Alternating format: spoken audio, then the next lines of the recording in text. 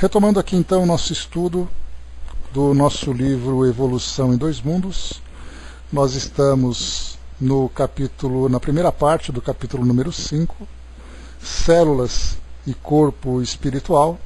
Nós vamos estudar fenômenos explicáveis, que é o último item desse capítulo aqui para o nosso aprendizado. Muito bem, vamos lá. Só um instantinho. Nós vimos no nosso estudo anterior os efeitos do automatismo, né? Nós falamos aqui sobre a influência da mente sobre as células. Essas células começam então a atuar, a se desenvolver de uma forma automática, sem a necessidade de um direcionamento específico de pensamentos para que essas células trabalhem. Nós mesmos somos condicionados também a esses pensamentos que acabam se tornando inconscientes, né, para fazer com que o nosso organismo se desenvolva da forma como ele se desenvolve atualmente. E na verdade em todas as épocas, né, porque em cada fase da evolução os seres então vão se condicionando também a partir das energias mentais, dessa força magnética, também a condicionarem seus organismos, as suas células, para esse desenvolvimento. Foram trazidos para nós alguns experimentos, no caso aqui células nervosas, que quando tiradas do organismo, elas meio que se desorganizam no desenvolvimento delas, na evolução. Depois daqui nós temos também a parte, né, temos aqui também a parte do, deixa eu ver aqui, o comportamento natural, quando se encontra dentro do organismo, e depois uma desorganização quando nós fazemos experimentos, né? Bom, fenômenos explicáveis é o próximo tema aqui agora.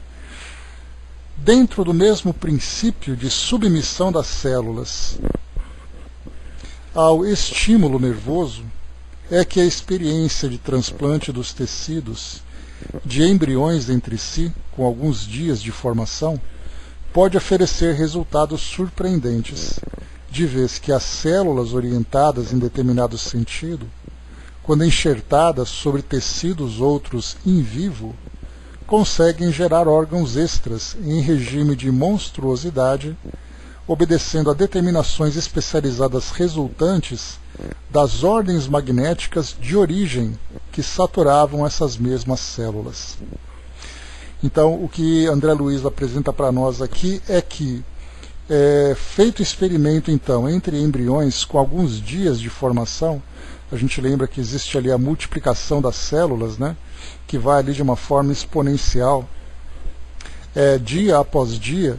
Se nós então tirarmos ali uma célula com uma determinada orientação para o seu desenvolvimento, por exemplo, uma célula que começa a formar o sistema nervoso, essa célula então, ou de qualquer outro órgão, por exemplo, o coração, e essa célula é implantada num outro embrião, essa célula que foi implantada, ela tende a se desenvolver para formar um outro coração, porque inicialmente ela já estava programada para aquele desenvolvimento.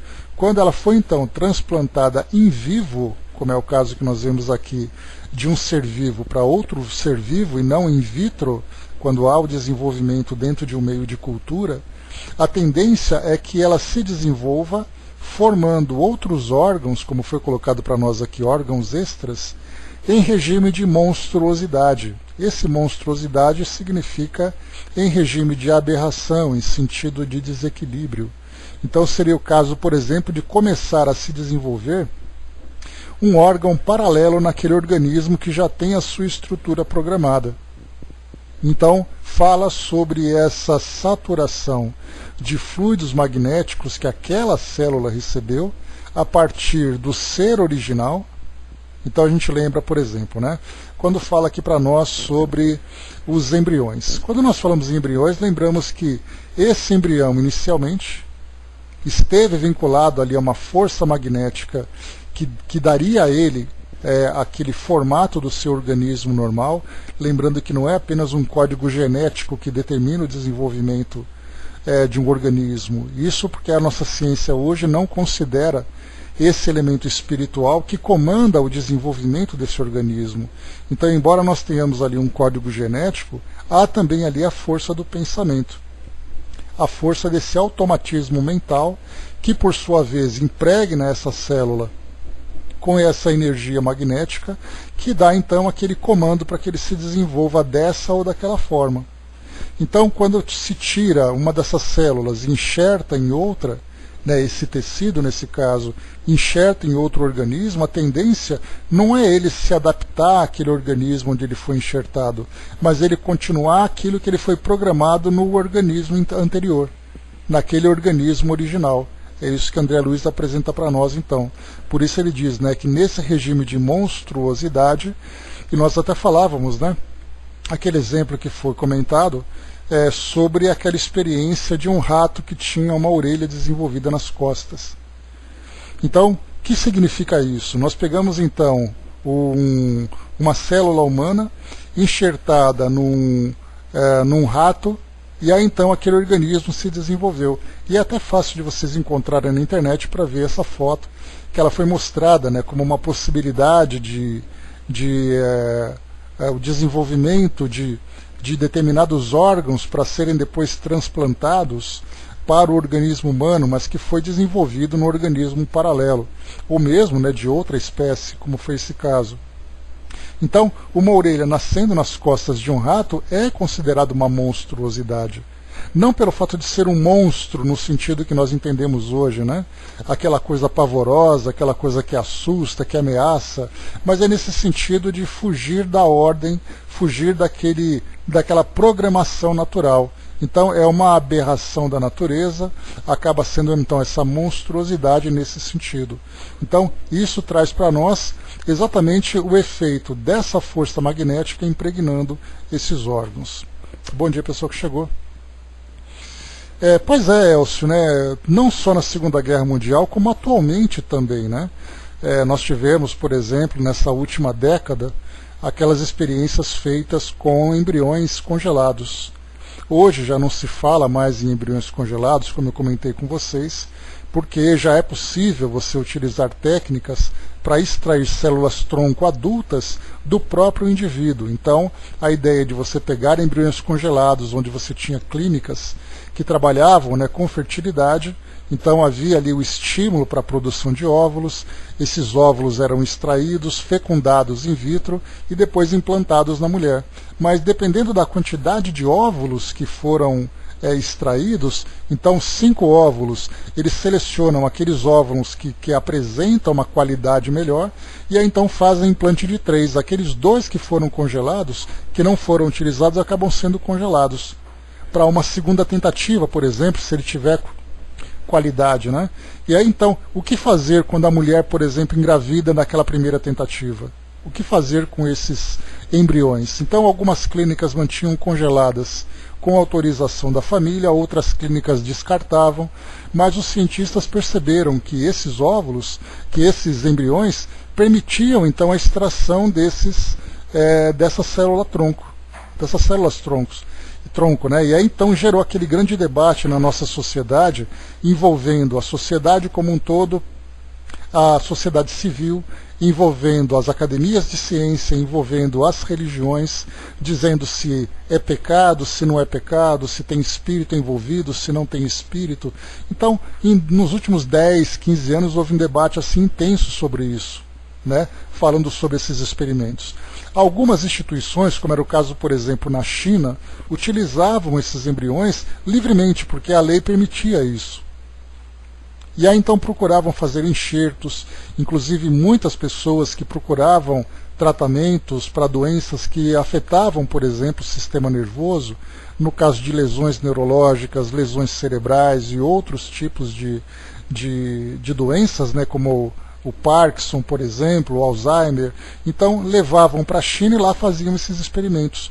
Cuba também durante muito tempo foi citada, que ela era então estimulada, que os laboratórios, as universidades eram estimulados pelo governo para fazer esses tipos de experimentos. Então muita gente, né, vendia propriedades, conheci pessoas inclusive que fizeram isso, né, venderam propriedades para irem até Cuba fazer ali algumas, fazer esses tratamentos, né, mas que não eram tratamentos reconhecidos pela ciência de um modo geral.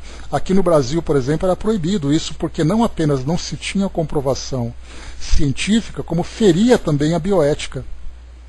Então você destruir um embrião, você injetar ali um embrião, uma célula-tronco numa pessoa, sendo que você não tinha controle para isso, se isso era possível, se não era. Muitas vezes a pessoa, por exemplo, que tinha algo na coluna vertebral, e aí então você injetava a célula-tronco, estimulando ali a regeneração da medula, e de repente essa célula começa a se proliferar descontroladamente e gerava um problema muito maior. Então a gente vê que isso hoje ainda acontece, não é apenas naquela época. Claro que naquela época nós tínhamos ali uma violência total contra a vida, mas hoje, de um modo não tão explícito, né, e nem tão violento contra a vida, mas ainda assim esses experimentos acontecem, né? Então nós vamos encontrar sempre esses médicos que acham que é possível atravessar esse limiar da bioética para você tentar alcançar ali uma experiência, alcançar um resultado que normalmente você não alcançaria.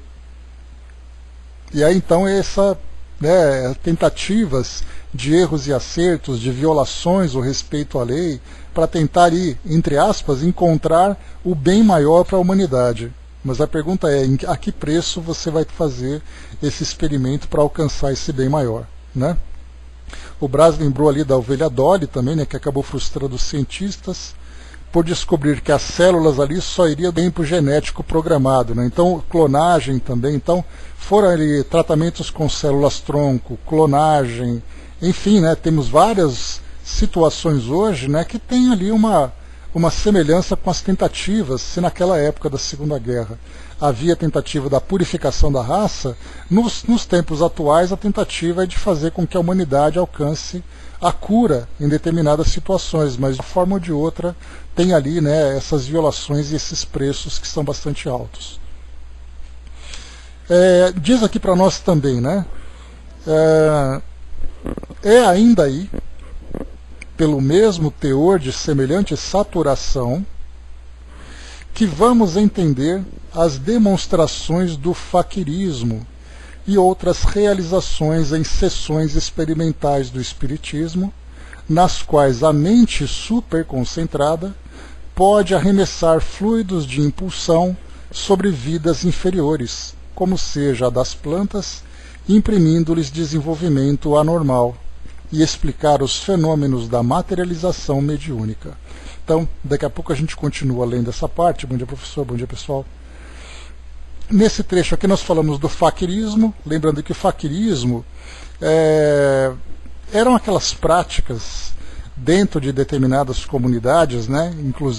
Inclusive nós chegamos até a estudar sobre isso na última sexta-feira, falando sobre os convulsionários, né?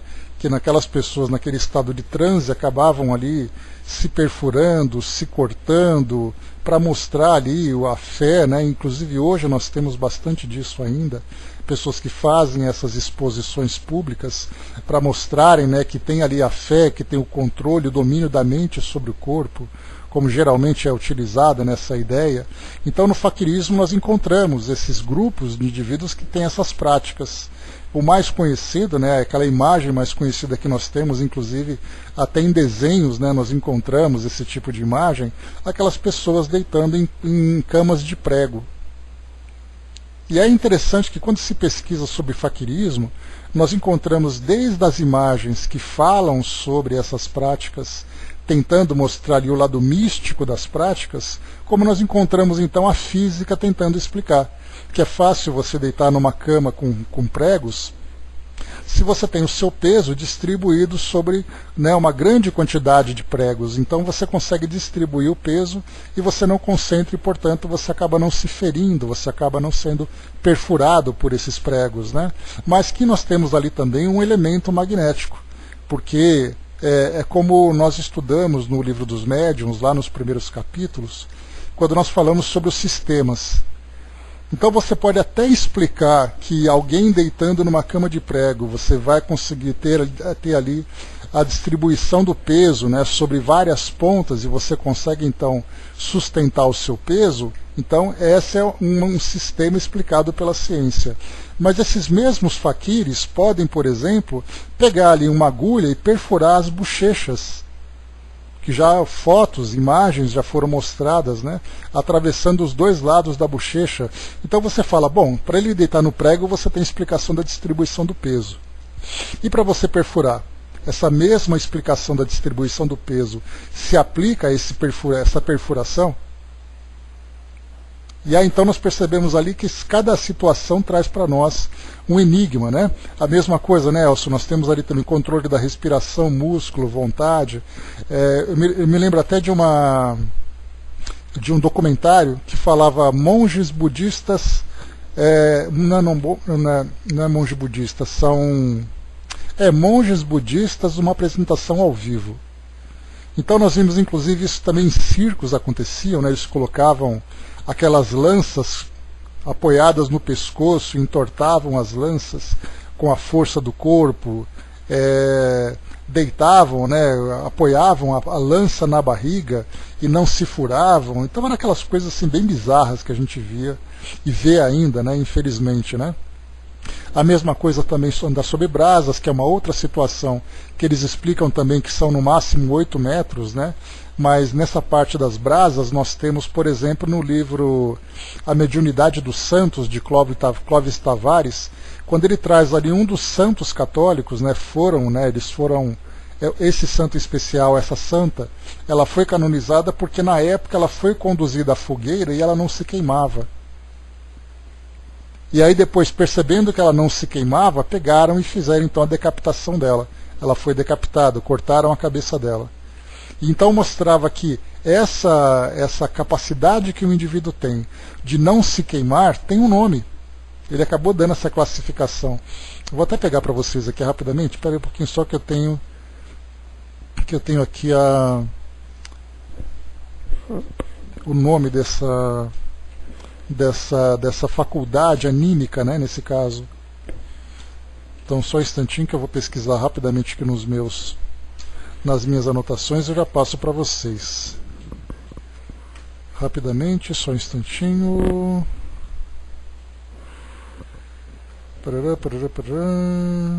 Não vou achar agora porque não estava programado eu fazer essa pesquisa. Deixa eu ver se eu consigo encontrar aqui. Dei só um instante que agora, só para a gente poder completar essa informação. Aqui.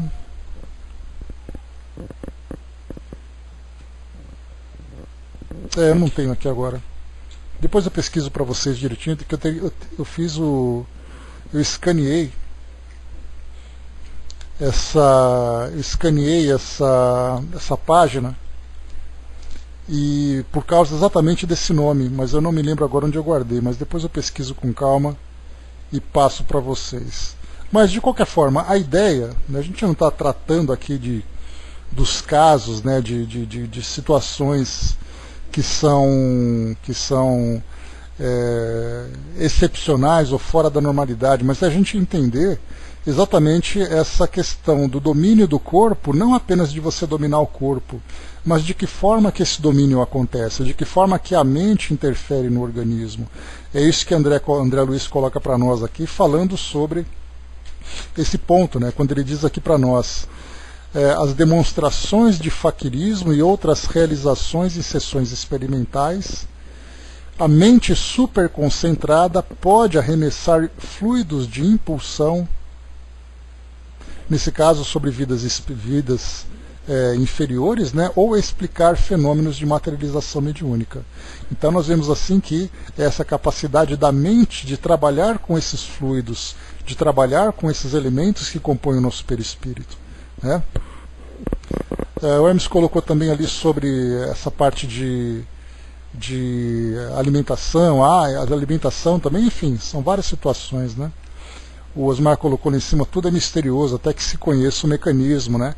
O detalhe, né, Osmar, não é apenas ele ser considerado como misterioso, é ele ser considerado sobrenatural, porque o misterioso é aquilo que você não tem resposta.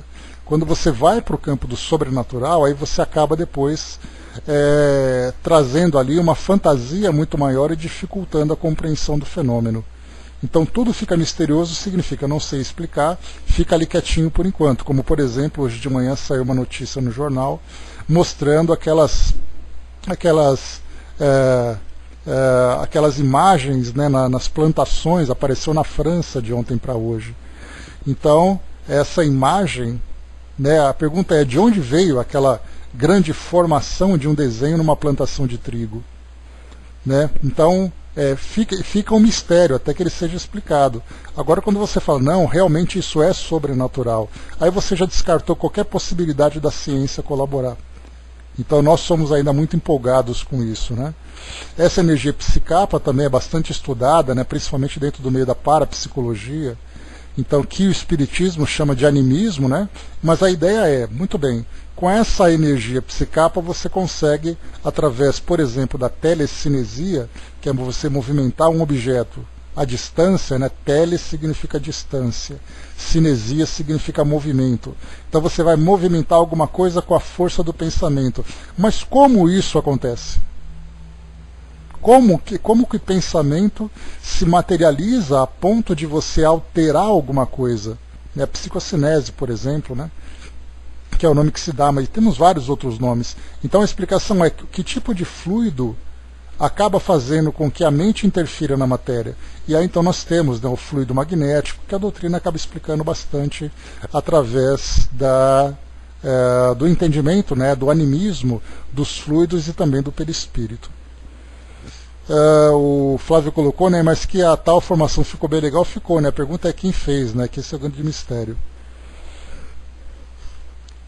Nos colocou, né, não existe o sobrenatural, né, pois tudo se encontra em a natureza, né? Então, aí o detalhe é, né, como é que nós vamos conhecer essas leis da natureza, falando, né, do nosso mundo hoje que não considera a realidade espiritual. Eram os deuses astronautas, né, no Peru, ainda não tem explicação também, a mesma coisa, né? Mas aqui, eu queria trazer para vocês, eu separei aqui algo bastante interessante, que fala aqui para nós, né, sobre faquirismo e outras realizações, e outras realizadas, né, em sessões experimentais do espiritismo, nas quais a mente concentrada pode arremessar fluidos de impulsão sobre vidas inferiores, como seja a das plantas. Eu queria destacar exatamente isso, que talvez seja uma das formas mais práticas, né, de nós vermos exatamente a força desses fluidos e a força do pensamento sobre essas plantas. Eu separei aqui um artigo bem interessante. Ele foi publicado há alguns anos já na revista Galileu, e o título é A Mente Oculta das Plantas.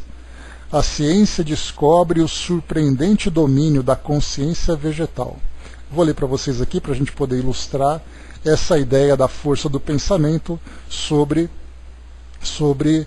as plantas, né? Até mesmo sendo complementada com uma notícia que saiu, acho que o ano passado, ou ano retrasado, de uma história nos Estados Unidos que procurava ensinar para as crianças, né, na sala de aula, o efeito do bullying. E aí então 2 grupos de crianças foram criados, 2 plantas dedicadas ali a cada grupo, né?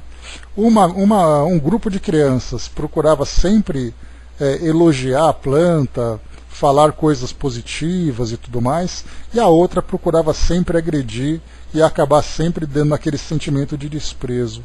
E depois de 30 dias fizeram uma comparação sobre o desenvolvimento das 2 plantas. E aí mostrou que uma se desenvolvia com mais vigor, enquanto que a outra acabou apresentando ali uma limitação no seu desenvolvimento, né? Então, isso para tratar do efeito do bullying, mas a ideia é, como é que as palavras podem afetar as plantas? A ideia foi desenvolvida exatamente em cima das palavras, né? O teor das palavras, até mesmo aquela experiência com as águas, né? Com a molécula da água também, que ela acaba adquirindo determinada característica de acordo com o tipo de palavra, com o tipo de música que você submete àquela molécula. E aí então eles constataram que sim, provoca esse efeito. Mas aí é exatamente o que André Luiz coloca para nós aqui. Que não são as palavras, mas que na verdade nós temos aqui que a mente superconcentrada pode arremessar fluidos de impulsão. E aí então nós vemos que é o poder da mente, a emissão desses fluidos impregnados com uma determinada qualidade mental que afeta aquele que se encontra próximo, e não apenas vidas inferiores, mas até mesmo, né, nós encontramos aqui nas nossas relações de influência espiritual ou de influências mentais que nós temos uns com os outros, né? Vamos lá então aqui para a notícia. As plantas são capazes de perceber as agressões à vida praticadas do outro lado da parede, e parecem ter consciência até mesmo das intenções ocultas na mente humana. Essa fantástica revelação, que foi tema do livro A Vida Secreta das Plantas, de Peter Tompkins e Christopher Bird, inspirou o álbum do mesmo nome do compositor e cantor Stevie Wonder, vem sendo confirmada por pesquisas científicas realizadas no Brasil. Ela faz parte de um conjunto de descobertas que deverá revolucionar a visão de mundo no próximo século. Seria aqui agora, né? No próximo século, talvez no outro século, né? Já que essa notícia ela foi publicada no começo desse século. Ela faz parte de um conjunto de descobertas que deverá revolucionar a visão de mundo no próximo século e apontam para um relacionamento mais harmonioso entre o homem e a natureza. Então aqui, esse final, ele chama bastante atenção para um detalhe.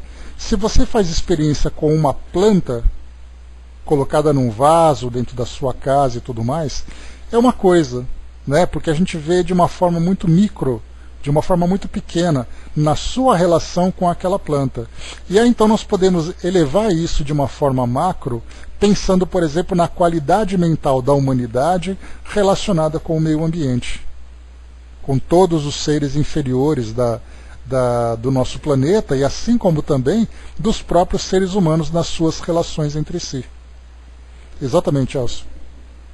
Então, por isso nós temos assim essa visão de que o mundo hoje, né, quando nós temos André Luiz falando sobre a psicosfera do nosso planeta, nos momentos de maior agitação social, de maior truculência social, de convulsões sociais, como lembra, né, Kardec, ele usa essa expressão, nós temos uma psicosfera que é muito mais densa, uma psicosfera que acaba sendo muito mais com características acinzentadas, né?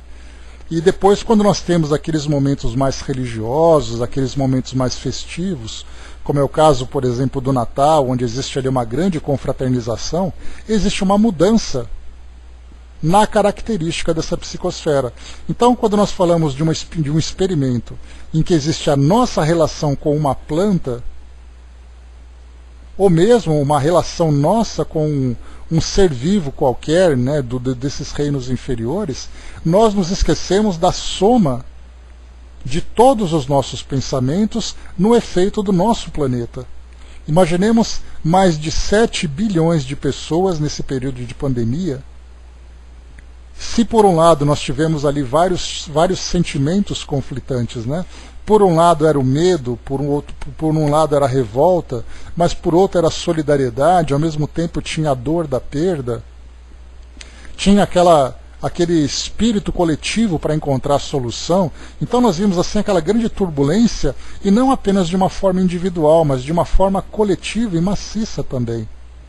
As energias sendo mobilizadas, os fluidos sendo mobilizados e impregnados com qualidades de energias que nós ignoramos completamente. Porque isso não é apenas dizer para nós, olha, o pensamento gera uma força e essa força provoca um efeito. Na verdade, isso é um fato, não é apenas uma ideia. Vamos em frente aqui com o artigo. Os xamãs, homens de conhecimento das comunidades pré-históricas, já sabiam que por trás de seu aparente torpor, as plantas possuem uma vida secreta, cheia de percepções e atividades. Esse mundo oculto foi contatado desde então por visionários de diferentes épocas e lugares, como o místico alemão Jacob Boehme, que viveu ali no século XVI e XVII, que dizia ser capaz de penetrar na consciência das plantas. A ciência materialista, porém, preferiu descartar esse tema, que desafiava sua limitada descrição da realidade. Ele continuaria provavelmente ignorado se, em 1966, uma descoberta casual não tivesse rompido essa conspiração de silêncio. Naquele ano, Clive Baxter, então o maior especialista americano em detecção de mentiras, teve a estranha ideia de fixar os eletrodos de um de seus detectores numa folha de dracena, espécie tropical utilizada como planta ornamental. Ele foi movido pela simples curiosidade, mas o que encontrou abalaria os fundamentos da visão de mundo dominante. Baxter suspeitava que a planta reagisse a agressões reais à sua integridade física, mas não podia imaginar que a simples ideia dessas agressões provocasse saltos violentos nos gráficos traçados pelo aparelho. Pois foi exatamente o que aconteceu quando ele pensou em queimar uma das folhas de dracena. E voltou a acontecer quando se aproximou dela com uma caixa de fósforo, disposto a levar sua intenção à prática. A planta parecia ler o seu pensamento e sabia distinguir as ameaças reais da mera simulação. Sem querer, Baxter abrira a porta que dava entrada a uma realidade totalmente inesperada e desconcertante. A grande novidade do experimento foi ter propiciado um acesso direto às percepções das plantas sem a intermediação de sensitivos humanos. Nesse caso, sensitivos humanos, é o que eles chamam lá nos Estados Unidos de médiums, ou de paranormais, eles dão vários nomes, mas esses sensitivos poderiam então perceber o efeito de determinados estímulos sobre as plantas através dessa percepção chamada de extrasensorial. Nesse caso, ele conseguiu ter essa percepção com aparelhos, que foi o caso de detector de mentiras. Então não precisou dessa visão paranormal, mas ele conseguiu então trazer ali um efeito observável através dos equipamentos. Esse ponto de vista foi reforçado em julho último por uma pesquisa feita na Universidade de Ghent, na Bélgica. Valendo-se de imagens em infravermelho, o pesquisador Dominique van der Straten e sua equipe descobriram que as folhas de tabaco têm a capacidade de reagir com uma espécie de febre quando infectadas por certos tipos de vírus. Como relatado no jornal Nature Biotechnology, as folhas sofreram um aumento de temperatura de até 0,4 graus Celsius, 8 horas antes dos efeitos dos vírus se manifestarem num processo fisiológico semelhante ao corpo humano. Depois aqui, então, só para a gente poder finalizar, Percepção básica. Atentos a tais descobertas, um brasileiro resolveu fazer uma investigação parecida. Trata-se do engenheiro Arlindo Tondin, mestre em eletrônica pela Universidade de Nova York e um dos fundadores da Faculdade de Engenharia Industrial de São Bernardo do Campo, em São Paulo.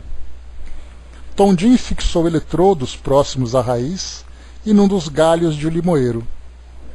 Verifiquei que havia entre os dois pontos uma diferença de potencial elétrico da ordem de microvolts, afirma.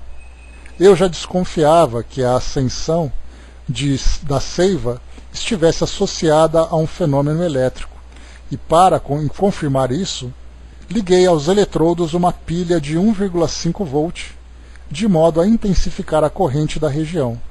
Resultado, Os frutos do galho onde estava o eletrodo ficaram maiores e amadureceram mais rápido que os demais.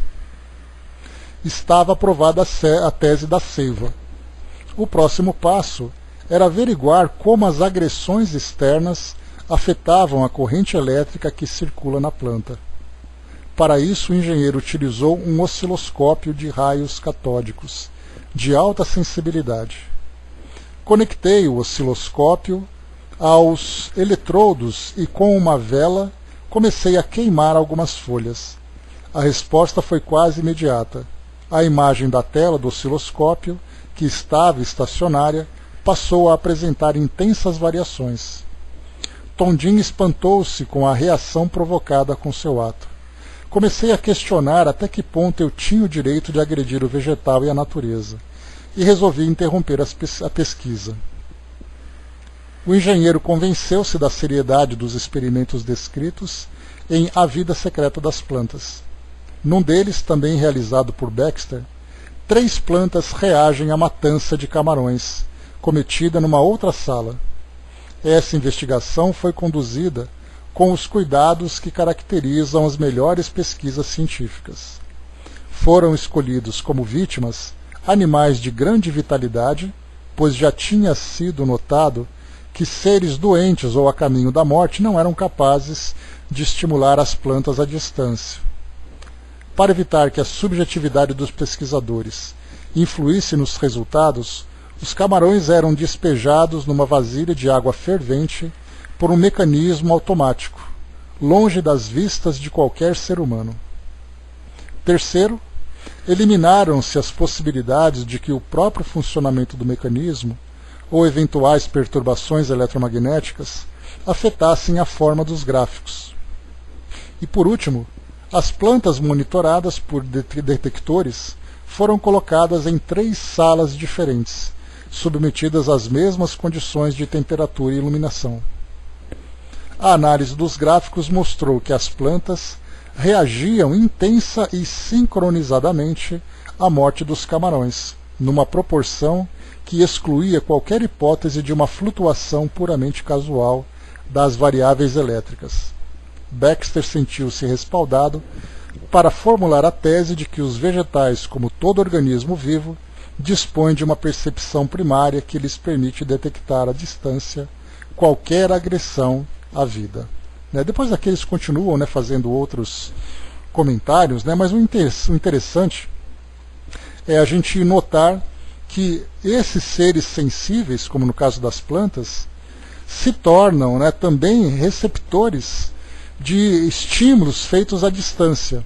E esses estímulos, então, nada mais são do que movimentação nesses fluidos que se encontram aqui à nossa volta, que acabam depois afetando essas plantas, e elas então percebem. Então isso acaba sendo para nós ali uma demonstração do que é a força do pensamento, nesse caso, o pensamento num nível mais desenvolvido, como acontece nos seres humanos, e pensamentos, energias que são emitidas também de animais que ficam, animais que representam ali seres de reinos inferiores. Mas como a gente já estudou que para chegar à condição humana, o princípio inteligente passa por todas as etapas de evolução dos seres inferiores, passando por esse automatismo mental, por esse automatismo orgânico até chegar nessa condição mais elevada, nós percebemos que nos reinos inferiores as percepções também acontecem. Mas nesse caso, elas acontecem de uma forma quase que instintiva, embora nós também soframos essa influência quase instintiva, porque nós sentimos, mas não conseguimos entender a causa.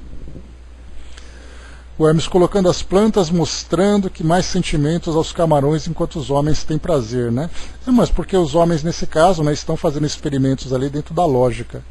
Mas aí nós vemos, por exemplo, mais uma vez, não é o assunto, mas só para a gente poder fechar esse raciocínio, que acontecem o desmatamento, as queimadas, as agressões ao meio ambiente de um modo geral, o efeito vibracional, energético, fluídico, magnético, seja lá como é que nós podemos chamar isso, mas do efeito que tudo isso provoca aqui no nosso mundo e, consequentemente, sobre nós, né? Porque se existe ali, não somos nós apenas que percebemos as plantas também nos percebem.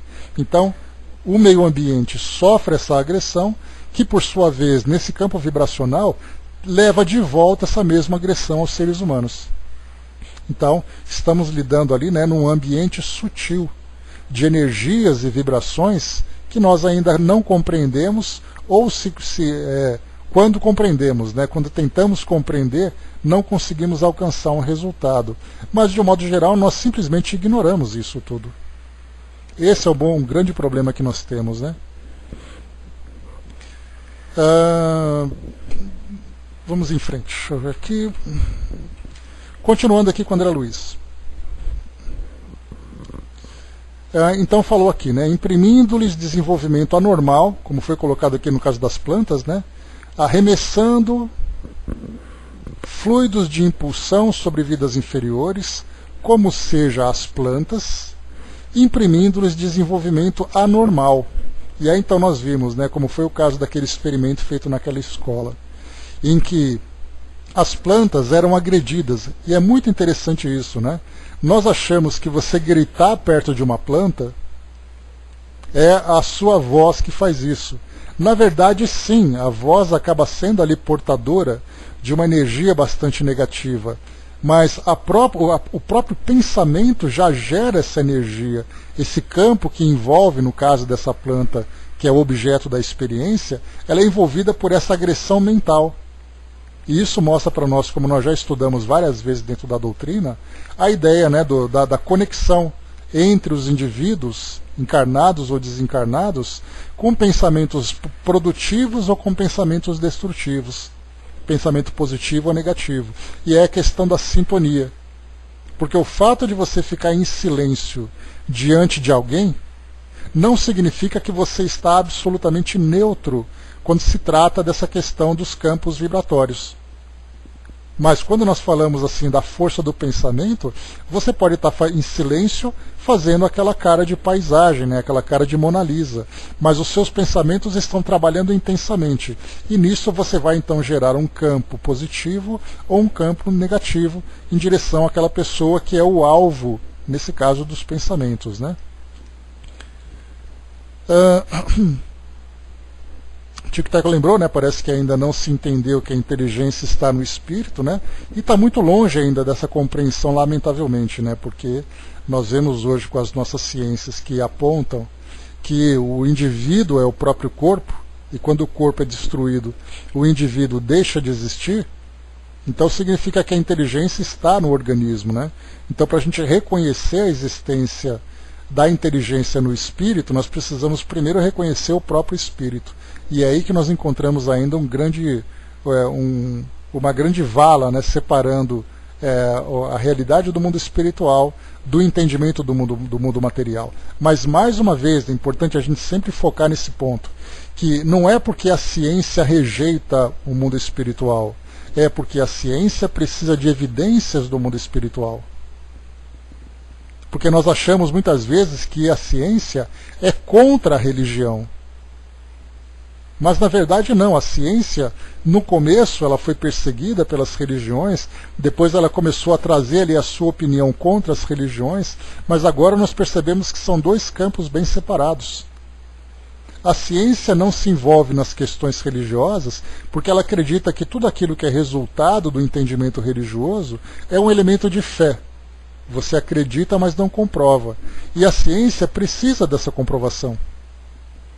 Se nós tivermos ali uma forma de trazer essa comprovação, e é o que a doutrina espírita tem feito, através dos recursos da mediunidade, da observação e tudo mais, aí então a ciência começa a ter elementos mais palpáveis.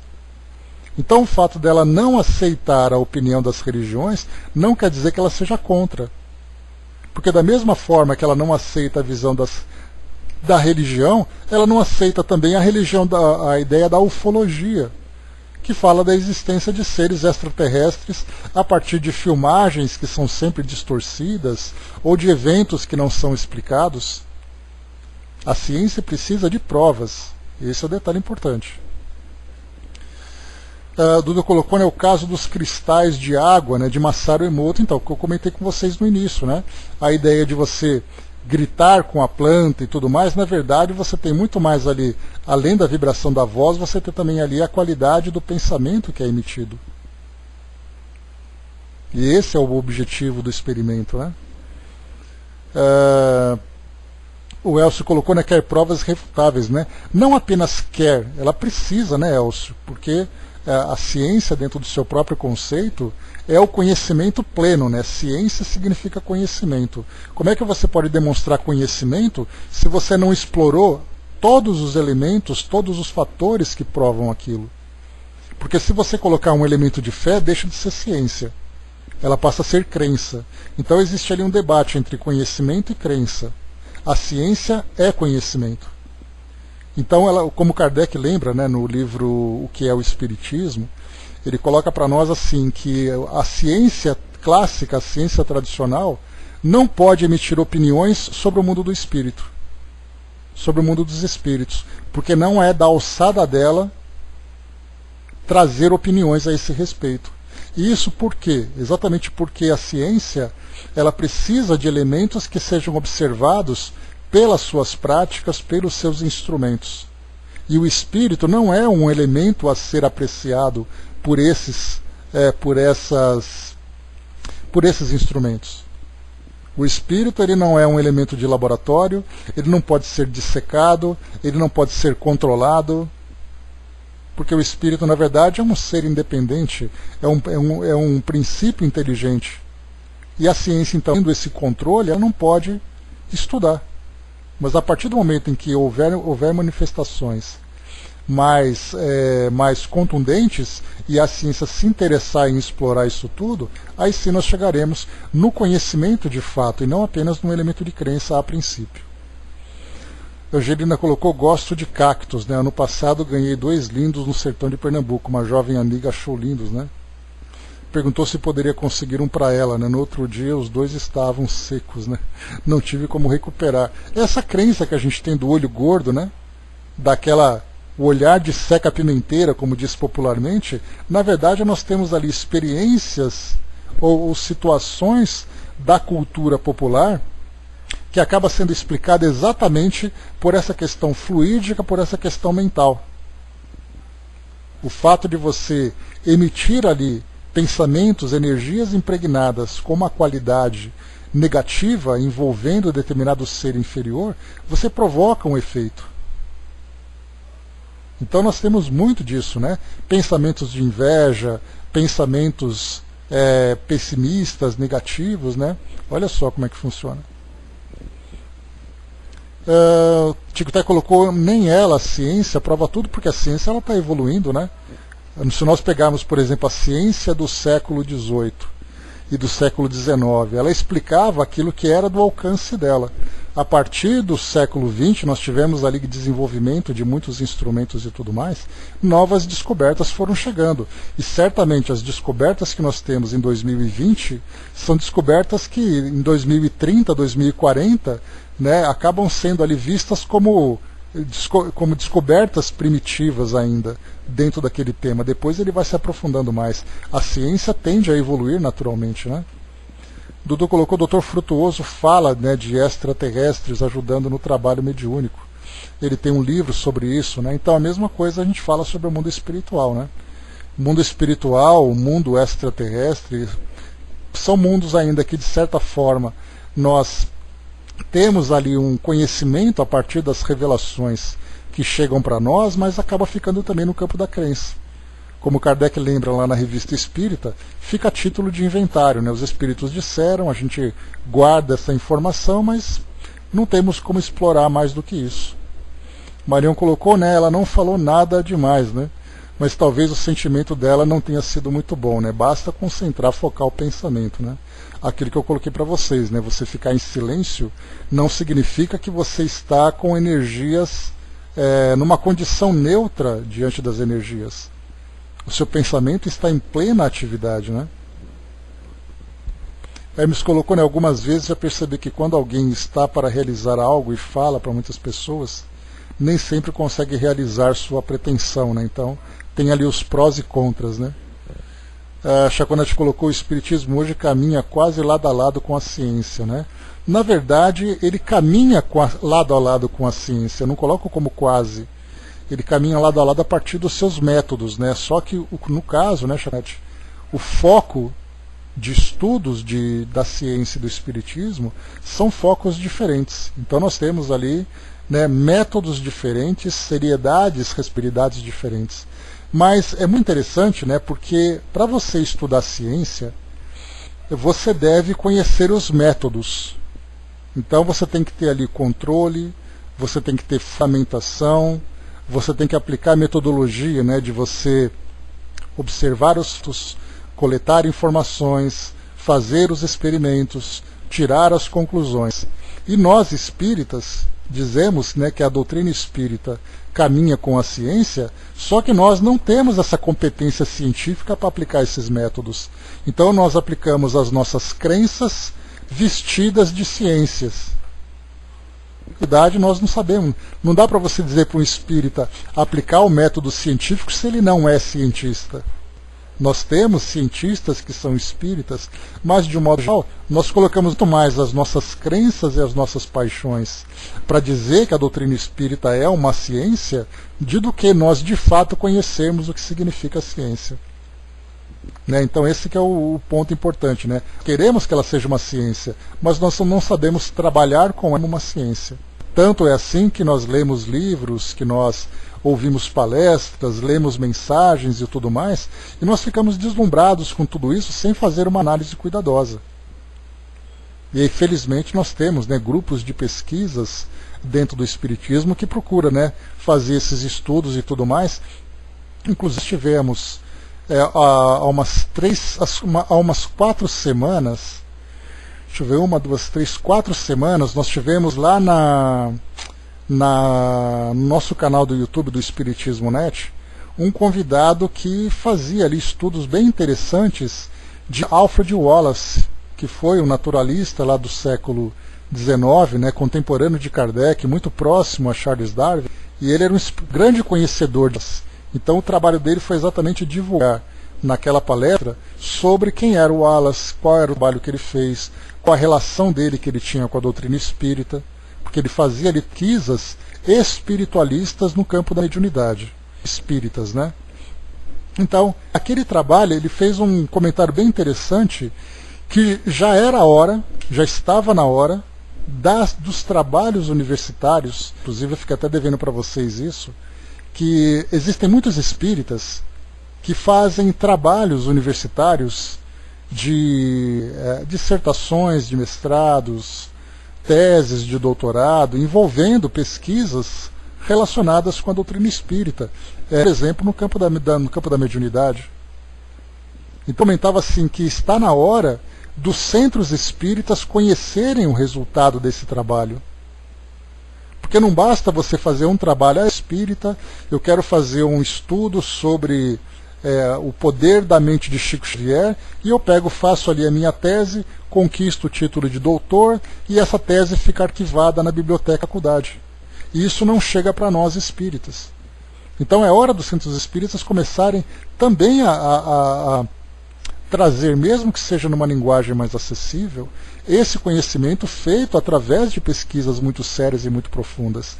E a mesma coisa também com grupos de pesquisas espíritas que nós temos hoje, que eles fazem pesquisas, eles escrevem ali os resultados e guardam. Isso acaba não sendo difundido, e é importante que seja difundido. Porque do contrário, a gente vai fazer espírita apenas a partir daquilo que os espíritos dizem, e não pelas nossas próprias conclusões dos estudos, né, e dos trabalhos que são feitos. Então nós estamos ainda nessa fase de engatinhamento da parte científica, embora nós nos orgulhemos, né, de dizer que a doutrina espírita caminha par a par com a ciência, mas nós não sabemos fazer isso. Para você fazer ciência, você precisa ter estudado sobre a ciência, você precisa aprender a fazer ciência, mas nós não fazemos isso. Nós colocamos aí as nossas deduções, as nossas conclusões, como se isso fosse uma verdade, e não é. Então, por exemplo, a gente fala sobre, o Tico até comentou um pouco mais acima, a respeito da alma dos animais. Para você falar que os animais têm alma dentro da visão científica, você poderia, por exemplo, estudar sobre psicologia animal, o comportamento animal. Para você dizer que os animais são seres que trazem ali um grau de inteligência, um grau de emoção, mas para isso você tem que fazer pesquisa.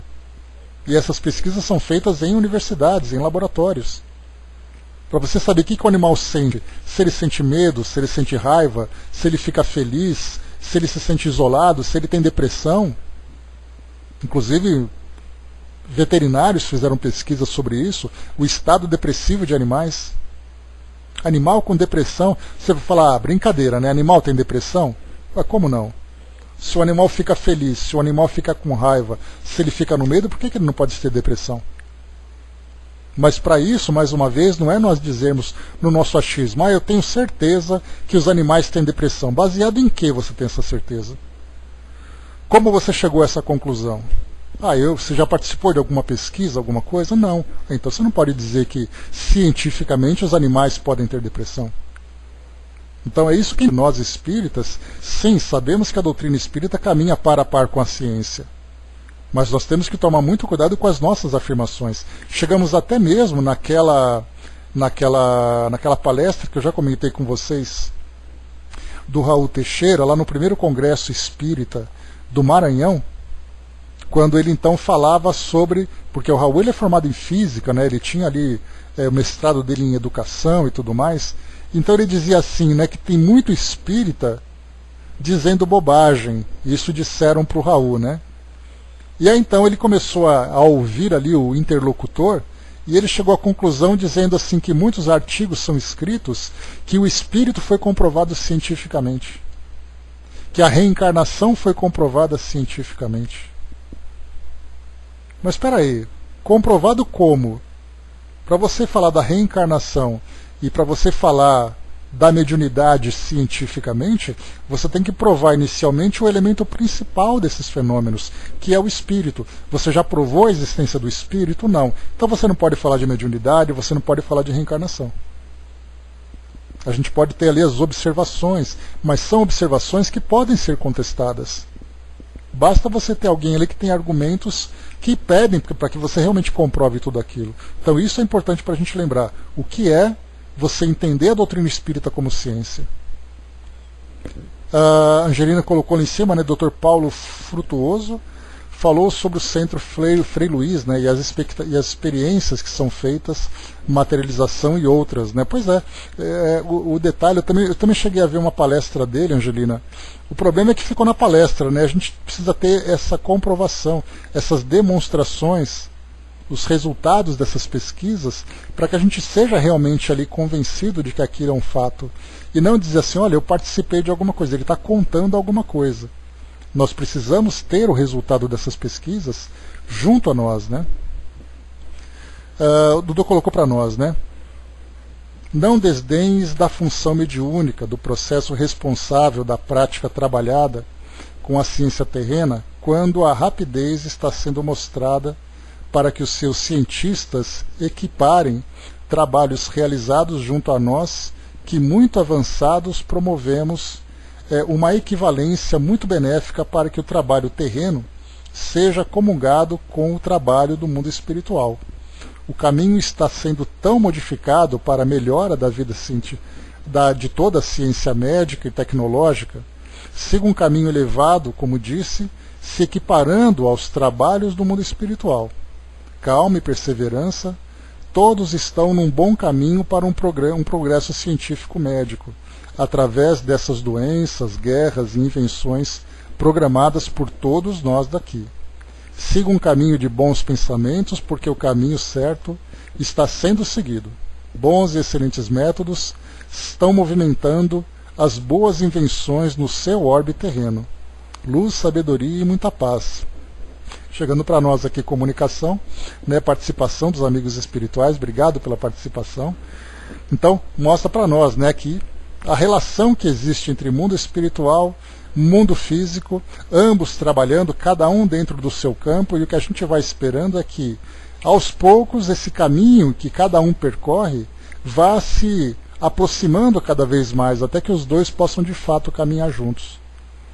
por enquanto a ciência trabalha como se ela fosse isolada, né? Como se ela fosse completamente autossuficiente. E na verdade não, né? Na verdade nós temos ali a presença constante dos espíritos que acompanham o nosso desenvolvimento, estimulam e orientam também esse mesmo desenvolvimento. Isso é bastante importante. Só avançando um pouquinho mais aqui, meus amigos, vamos em frente. Então falamos aqui sobre a questão dos fluidos, né, da mente sobre essas vidas inferiores, né? Nós demos essa volta toda para lembrar exatamente que esses experimentos mostram para nós a força do pensamento, embora ainda não possa ser explicado, né? Neste caso, sob condições excepcionais e com o auxílio de inteligências desencarnadas, o organismo do médium deixa escapar o ectoplasma, ou o plasma exteriorizado, no qual as células, em tonalidade vibratória diferente, elastecem-se e se renovam, de conformidade com os moldes mentais que lhes são apresentados, produzindo os mais significativos fenômenos em obediência ao comando da inteligência, por intermédio dos quais a esfera espiritual sugere ao plano físico a imortalidade da alma, o caminho da vida superior. Então, o que nós temos aqui também é que esses mesmos fluidos que são emitidos, nós podemos colocá-los assim em graus diferentes de densidade e de qualidade. Por exemplo, quando nós falamos sobre a visita dos amigos espirituais numa reunião espírita, não mediúnica necessariamente, numa palestra, né, que nós sabemos sempre, né, que os espíritos coletam fluidos desses ambientes para levar para outros locais onde tem a necessidade de tratamentos, de aplicações em geral. Bom dia, Violeta. De aplicações em geral. Então, os espíritos coletam, conduzem e aplicam. Nós temos também desses fluidos mais sutis aqueles que são mais densos. É o caso, por exemplo, do ectoplasma, que acaba se materializando. Nós temos aquele livro, né, O Trabalho dos Mortos. Vocês devem se lembrar. É só vocês colocarem no Google, lá na parte de imagem, O Trabalho dos Mortos. E aí então nós teremos várias fotografias que foram tiradas em sessões de materialização.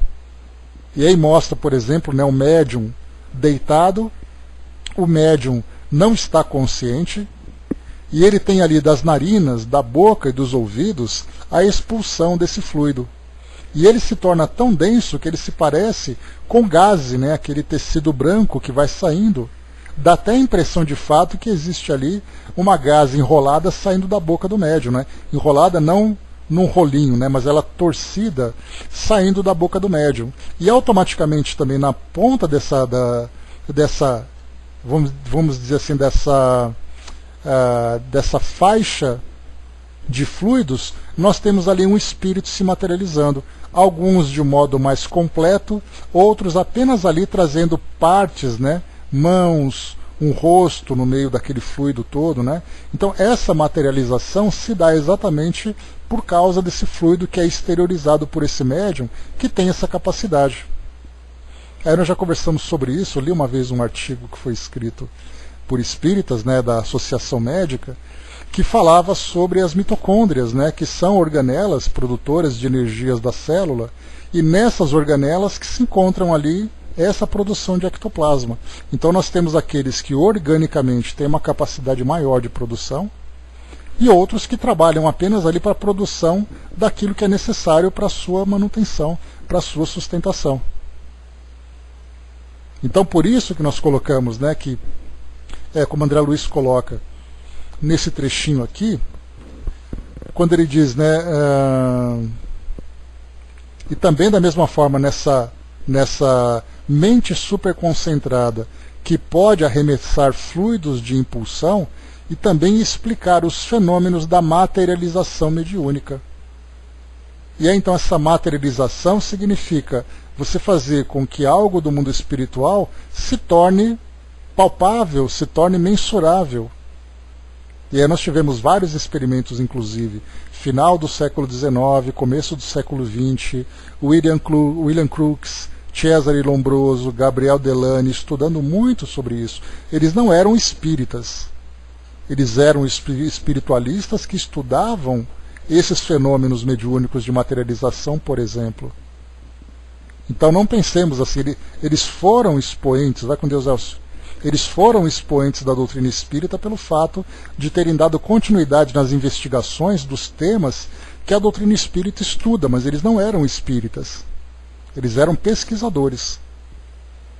E aí então, naquela época, eram muitos os casos de materialização. Da mesma forma que nós tivemos aqui no Brasil aquele período de cirurgias mediúnicas, com Dr. Fritz, José Arigó e tudo mais, como nós tivemos também pinturas mediúnicas com Irineu Gasparetto, as psicografias com Chico Xavier, né, que foram ali as pessoas que mais se destacaram, os médiums que mais se destacaram na produção desses fenômenos, nós tivemos naquela época esses fenômenos sendo produzidos também. E vários artigos foram publicados, livros também foram publicados. Então, a pergunta é, muito bem, os espíritos se materializam, o médium faz a doação do ectoplasma, mas o que é isso exatamente? É aí que entra, então, né, os porquês científicos que nós acrescentamos nessas análises. Como é possível isso acontecer?